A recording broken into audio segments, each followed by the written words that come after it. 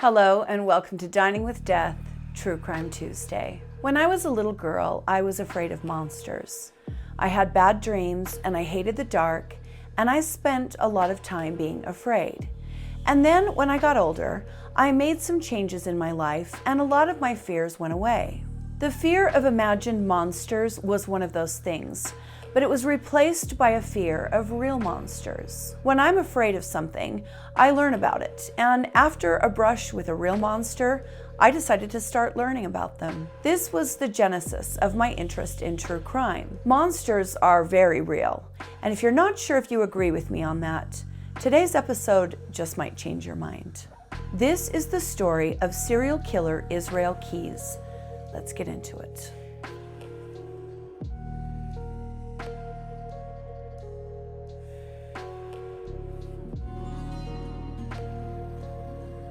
January 7th, 1978. Israel Keyes is born in Cove, Utah, to a large religious family practicing in the Mormon Church. The family lived in a one-room cabin and had no electricity or running water. Not long after Israel was born, the family left Mormonism and moved to Washington State. They began attending two different churches. One was called the Ark, and one was called the Christian Israel Covenant Church. Both of the church's teachings were based in white supremacy and other disgusting belief systems. As Israel grew up, he decided that he hated religion because it was too restrictive, not because of the white supremacy apparently, and he did a 180. He declared to his family that he was a Satanist. Well, when his parents heard this and found out he was dabbling with the devil, they kicked him out of the house because, that's obviously the Christian thing to do. Throw your kid out on the street when they do something you don't like. During the same time, the Keyes family actually became friends with the family of Chevy Kehoe, who later on killed 3 people. So I'm not sure what was happening up there in that corner of Washington State in the early 90s, but I think Bigfoot is the least of the concern in that area. After Israel was kicked out of his family home, he lived in a very isolated part of the forest. Later on, FBI profilers would state that they believe Israel Keyes was very much shaped by his surroundings. He lived deep in the woods, like I said, in isolation, and spent his time hunting and fishing and being very much alone. People who went to the same church as the Keyes family and have since left that church have said that it would be very easy to understand how Israel Keyes could dehumanize anyone and disconnect himself from any victim because he was raised with the belief that anyone who did not believe in his brand of white supremacy was considered subhuman, and that this most likely made people easier for him to kill. While that might have played a part in it, I'm not so sure Israel Keyes needed reasons for him to kill or needed for his kills to be easier. But this is the age-old question and why so many of us find this fascinating. Are serial killers born or are they made? One former friend recalls a story that Israel told him. Israel said he once shot a deer, but he didn't kill it. He went up to the deer that was lying on the ground and gutted it while it was still alive. The former friend said Israel told this story as though it meant nothing to him, and the man was sitting there horrified at what he was hearing. Another friend recalls how Israel Keyes terrified her. She said she didn't know why, but she was always afraid to be around him. Israel went into the Army in 1998, and while there he became a specialist in weaponry, working with the mortar team as an infantry member. He was also obsessed with guns, because of course he was. He was known to be a very heavy drinker, and people around him were surprised that he would drink an entire bottle of wild turkey by himself in one evening. That's terrifying and kind of weirdly impressive. How do you not die from that? He was a really quiet guy who didn't have a lot of friends, and people say no one knew him very well. Israel was really into Insane Clown Posse and had posters of the band hanging in his barracks.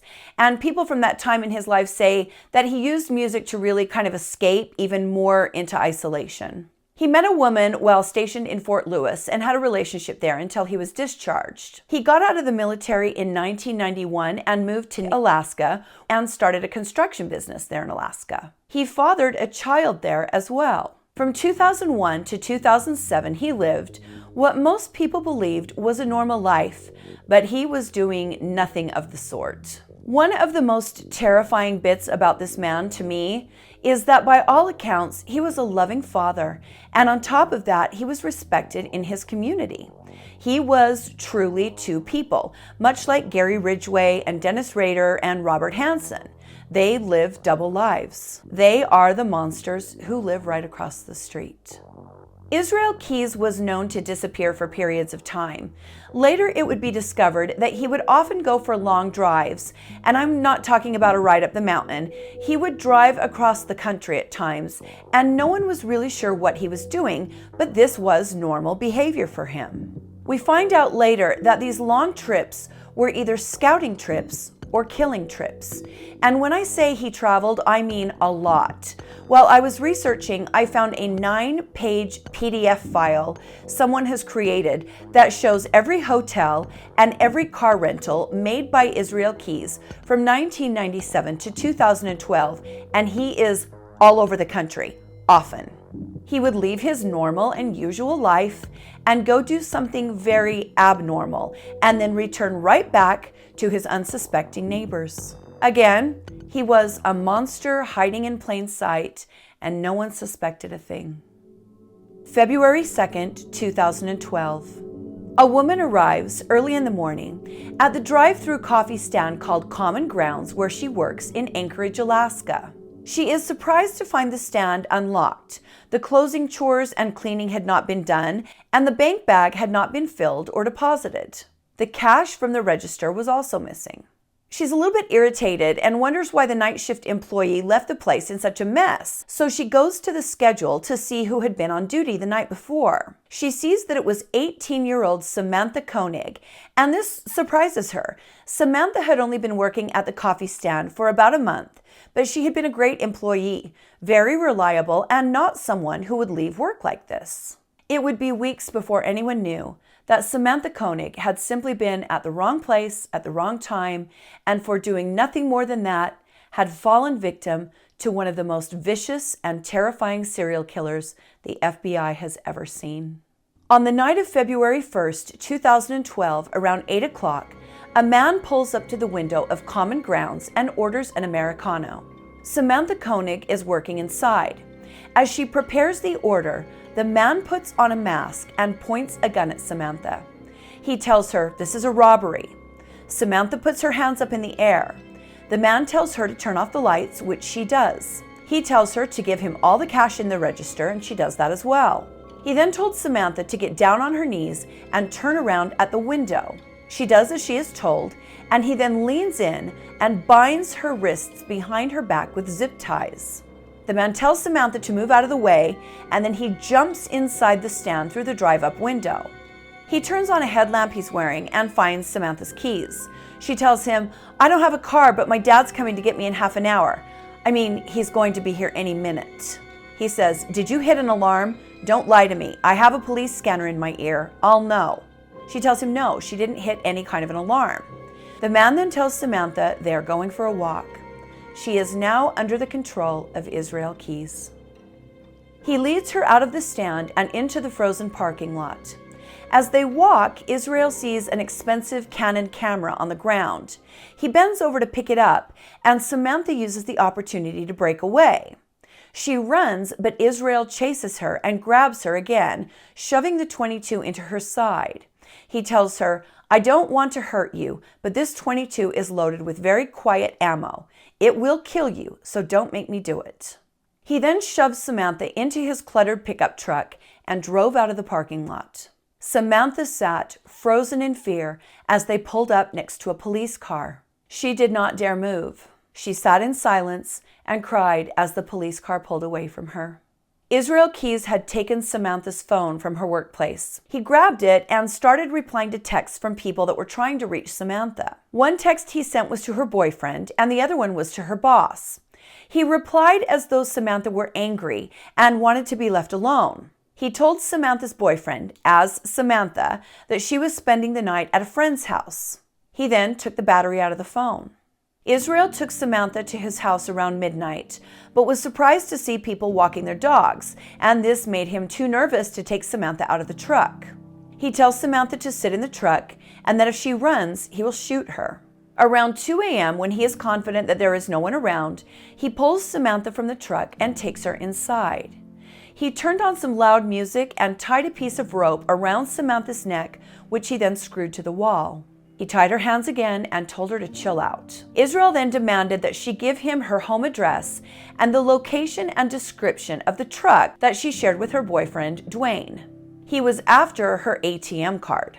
Samantha told Israel that her ATM card was in the truck glove box or tucked into the visor. After he got the information he wanted, Israel Keyes sexually assaulted and strangled Samantha Koenig on his property. I won't go into any more detail than that. He then left her body in a shed on that property, not just for an hour or a day, but for weeks, because he had a vacation planned and he had to get out of town and go on that vacation so people wouldn't miss him. But before he left on that vacation, in the middle of the night, Israel went to Samantha's house and stole her ATM card from the pickup truck. This is such a heart-wrenching detail. Samantha's boyfriend, Dwayne, actually woke up around 3 a.m. and walked outside. He said he's not sure why he did that. Remember, he had received an angry text from Samantha's phone saying she was mad and that she was staying at a friend's house, so no one was looking for her yet. When Dwayne woke up in the middle of the night and went outside, he saw Israel Keyes going through the truck he shared with Samantha. The two men stared at each other, and then the man quickly walked away. Dwayne had no idea he was looking at his girlfriend's killer. Dwayne then alerted James, Samantha's father, to what he had seen, and the two of them went through the truck and realized Samantha's driver's license was missing, but they didn't really notice at that time that her ATM card was gone too. They didn't call the police because they didn't think the police would do anything about a stolen driver's license. They had no idea that Samantha was already gone. So as Samantha lay dead on the secluded property of her killer, the owner of the coffee stand went into work to investigate the missing cash and to find out why their shop had been left in such a state. The owner watched the surveillance footage and alerted the police after seeing that footage, seeing the man jump into the coffee shop and attack Samantha. Police then pulled surveillance footage from the parking lot and saw the man taking Samantha with him. Police then alerted Samantha's family of what they had seen and informed them that something very bad had happened. On the same morning this was taking place, Israel Keyes woke up his sleeping 10-year-old daughter and left for the airport. They had booked a 2-week cruise with Israel's family, and their flight was leaving soon. With Samantha's ATM card in hand, Israel Keyes then left on his 2-week vacation, leaving Samantha's family to get the bad news, throwing their lives into chaos and despair, wondering where their loved one was. Samantha's father, a single dad who was at first considered a suspect, rallied support and made sure the media was covering the abduction. He raised funds, he held vigils, and he was on TV every night begging for information and help. Of course, he had no way of knowing it was already too late. Days went by, and then weeks. February 24th, 2012. A text message comes in from Samantha's phone to her father, the first they had heard in weeks. The text said, "Connor Park sign under pic of Albert, ain't she purty?" James immediately alerted the police, and they rushed to Connor Park, not knowing what they would find. There, pinned to a bulletin board, was a Ziploc bag containing a photo of Samantha with a newspaper dated just a few days earlier and a ransom note demanding $30,000. The note said that if the kidnapper received $30,000, Samantha would be released in 6 months.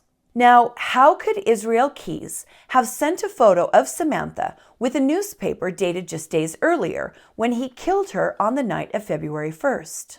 Well, remember, Israel Keyes had left Samantha in the shed on his property while he went on vacation, and it was cold in that shed, and this preserved her body. When he returned from his vacation, oh my gosh, this is so awful. When he got back from his trip, he braided Samantha's hair, he applied makeup to her face to make it appear more flesh-colored, and he sewed her eyes open with fishing line.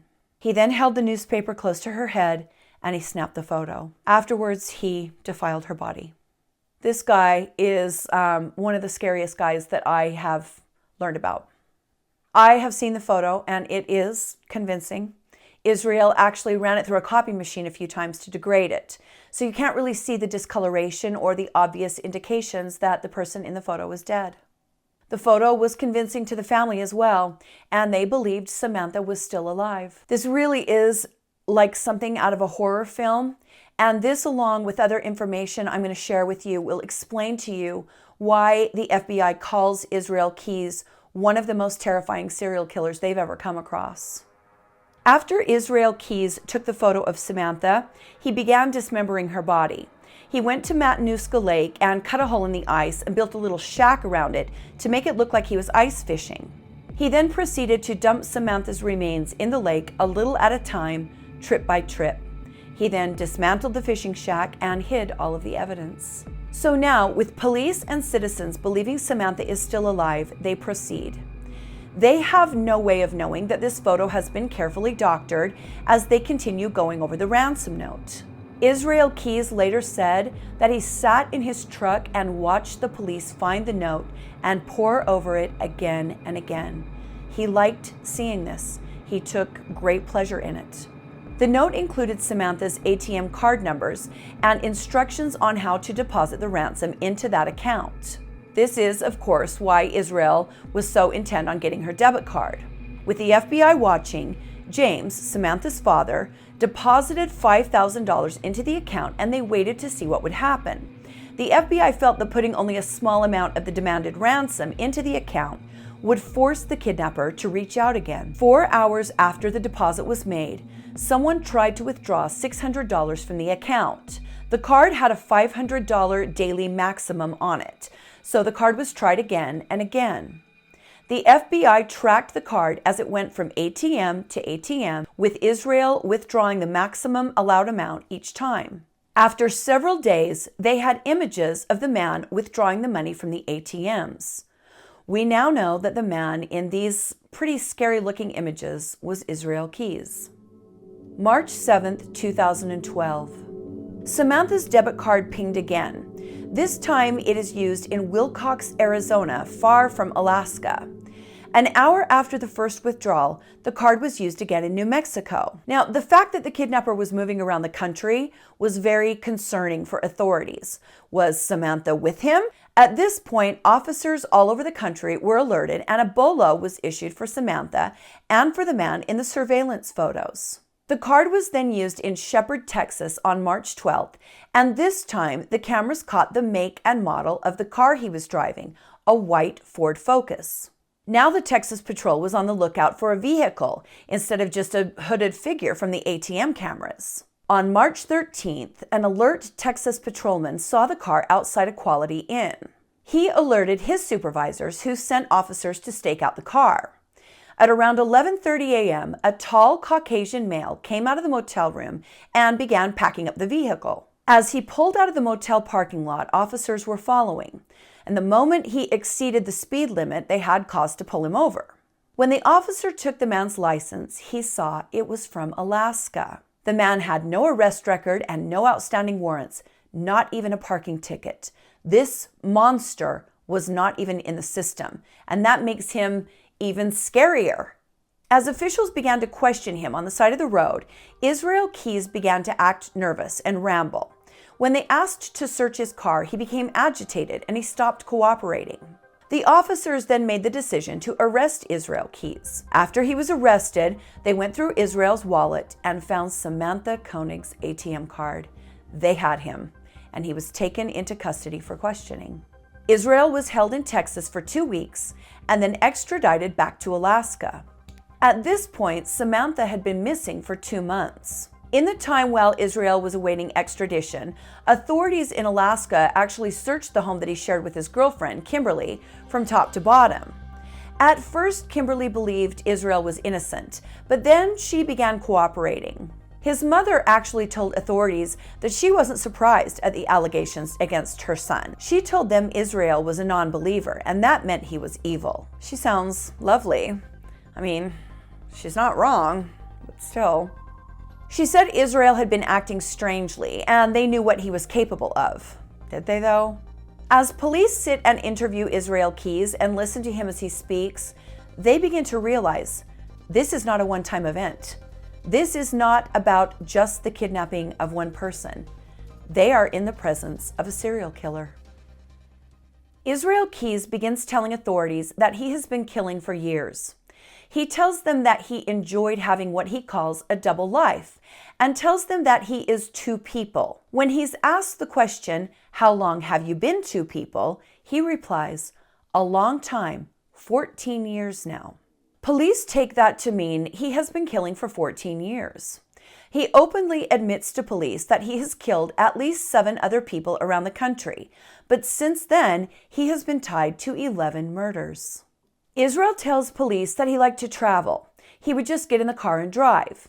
They asked him, "How did you pick your victims?" He said, "I didn't. It was just random." "I didn't. It was just random" are terrifying words. You know, you watch this stuff. You know these guys pick people. He didn't. Another thing that makes him so scary. He had no victim profile. He did not stalk his victims or carefully select them.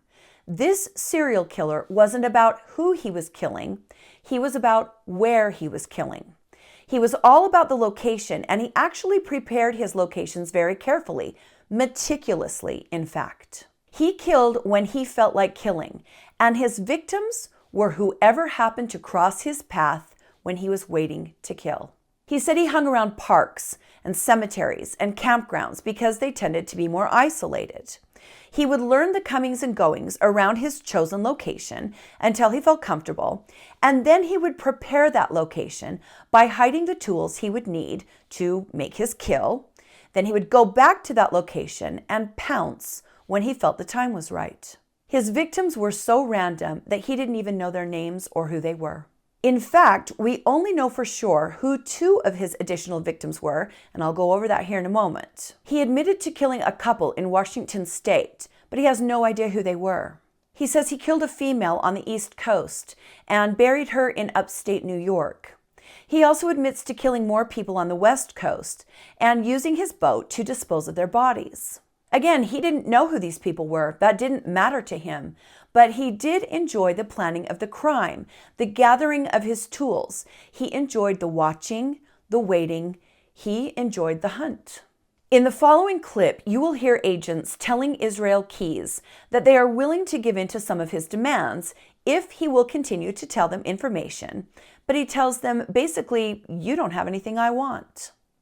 It seems to me that if you give us a list of demands in connection with a federal case on the couriers, that we can try to at least start meeting those demands, and at least say, to Vermont State that there's an expression of an intent to continue cooperation in exchange for these types of things. Yeah, I understand what you're saying. The problem is I don't have any typical demands, or there's not anything you can offer me at this point. And I realize that now. I realize that there's more to these cases than the people who sit in this room, and we're not the ones who pull all the strings on this. I'm realistic about that now. So. And because of things that have happened over the last couple of months, I just feel like there's a lot of information that I've given out to date that 20/20 hindsight I wouldn't have given out, because I feel like now, no matter what I do, it's going to become public anyway. Whereas if I hadn't given it out, it wouldn't have, because you wouldn't have the information to give out in the first place. There are a lot of things we do not know and will most likely never know about Israel Keyes' victims, but we do know that he is responsible for the disappearance and murder of a married couple who went missing in June of 2011. Israel Keyes broke into the home of Bill and Lorraine Currier, who were living in Vermont. He instigated what he called a blitz attack. He cut the phone line into the home before entering. Wearing a headlamp and dark clothing, he surprised the couple inside and tied them up. He then forced them into a vehicle and drove them to an abandoned farmhouse. There, he shot Bill Currier in the basement with a .22 Ruger and then sexually assaulted and strangled Lorraine. He said the couple fought and fought for their lives and comforted each other during the event. Their bodies have never been found because before anyone knew they were in the abandoned farmhouse, it was torn down and hauled to a landfill. It is assumed that the couriers' bodies are in that landfill, and the FBI looked for them for weeks, but could never find any sign of Bill or Lorraine. We only know about what happened to them because of Israel Keyes' admission. It is also believed that Israel Keyes killed Julie Marie Harris, a 12-year-old girl who disappeared on March 3, 1996. Julie was a Special Olympics athlete who vanished from Colville while waiting for a ride to church. Julie had prosthetic feet, and those were later discovered near the Colville River. Israel Keyes was just 18 years old at the time. A year after she disappeared, Julie's skeletal remains were found. Israel Keyes later denied that he hurt Julie, but most authorities do not believe him. He makes big claims about the fact that he never hurt children, and authorities think that's why he didn't want to own up to the killing of Julie. Israel claims his first victim was a young woman in Bend, Oregon, around 1997. Keyes claimed that he let this woman go after he assaulted her, and after that he spent so much time worrying that he vowed he would never let another victim go. This man was truly a monster. That's the only word I can think of when speaking about him. Listen to this audio of Israel Keyes describing how he always knew he was different. I've known since I was 14 that there were things that I thought were normal and that were okay that nobody else seems to think are normal and okay. Yeah. He then talks about how he hid in plain sight and how no one really knew him.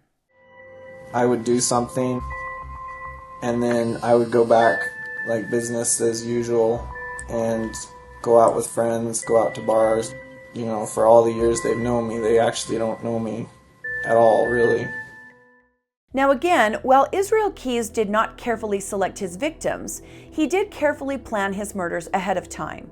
He took great enjoyment in the meticulous planning and surveillance of the location where he had chosen to kill. He liked to kill far from home, so he wouldn't be as likely to get caught, and he never killed in the same place twice. Those were his rules. This is also part of what makes him so terrifying. FBI profilers have come a long way in being able to predict the behavior of a serial killer. Serial killers have patterns, they have preferences, they have reasons in their own minds for doing what they do. We all know that. This makes them somewhat predictable. Well, Israel Keyes had no pattern, he had no preference, he had no reason. He would simply assemble what he called his kill cache and go to the area he wanted to kill in. What was the kill cache? Well, he would put weapons, ropes, gloves, zip ties, and other things in a Home Depot bucket and would secure the lid. He would then bury his kill cache in the location he had chosen, hiding it for use later on. Think about that. Think about coming upon some guy in a park or a cemetery burying a bucket in the ground. Like, what? He's digging a hole and burying a cache of weapons to murder someone that he hasn't even selected. It's just going to be whoever happens to be there when he's there. That's terrifying. Keyes is known to have buried his kill caches in Alaska, New York, Washington State, Wyoming, Texas, and Arizona. In one of his interviews, he tells investigators that he admired his, quote, fellow serial killer, Ted Bundy, and that he saw himself in that murderer. He also says that he thinks Dennis Rader, BTK, is a wimp for saying he feels remorse for his victims. Anchorage homicide detective Monique Dahl said of Israel, "He didn't kidnap and kill people because he was crazy. He didn't kidnap and kill people because his deity told him to, or because he had a bad childhood. Israel Keyes did this because he got an immense amount of enjoyment out of it, much like an addict gets an immense amount of enjoyment out of drugs. In a way, he was an addict. He was addicted to the feeling that he got when he was doing this." At one point, an investigator asked Israel Keyes, "Why did you do these things?" His only reply, "Why not?" December 5th, 2012. As the FBI and local authorities are using Israel Keyes' computer and other tools to try and piece together who his victims were, linking photos he saved to missing persons articles he kept, and tracing his movement throughout the country using his bank records, word came to them from the prison where he was being held. Israel Keyes had removed a disposable razor blade from a razor, embedded it into a pencil, and used it to cut his wrists after he tied a bedsheet around his own neck. He was dead. All around his body were crumpled, blood-soaked pages with his handwriting on them. As authorities went through his prison cell, they made a horrifying discovery. They found 11 paintings made by Israel Keyes in his own blood of skulls and goat heads and symbols. They believe there is one painting for each victim he took. Agents assigned to this case report their immense frustration, and even now, almost 10 years after his death, authorities are still trying to piece together the puzzle that was Israel Keyes.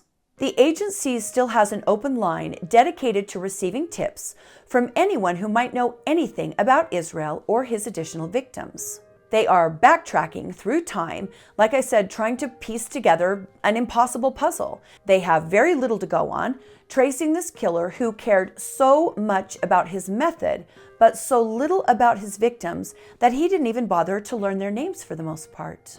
They very much want to solve these murders and ask anyone with information that might help at all. Call 1-800-CALL-FBI. Of all the killers I've researched and learned about, there is something especially terrifying about Israel Keyes. The night after I finished writing this episode, I actually had a nightmare about him. I woke up sweating with my heart racing, and the first thing that came to my mind was that if Israel Keyes is still out there in the ethos somewhere, I have a feeling he would be very happy to know he is still causing people pain and fear. Like I said in the beginning, I do believe in monsters because I know about men like Israel Keyes. Thank you for joining me today on Dining with Death, True Crime Tuesday. Like the video if you liked it, and subscribe if you would like to see more from me. Stay safe and be kind to each other, and I'll see you next time on Dining with Death. Bye.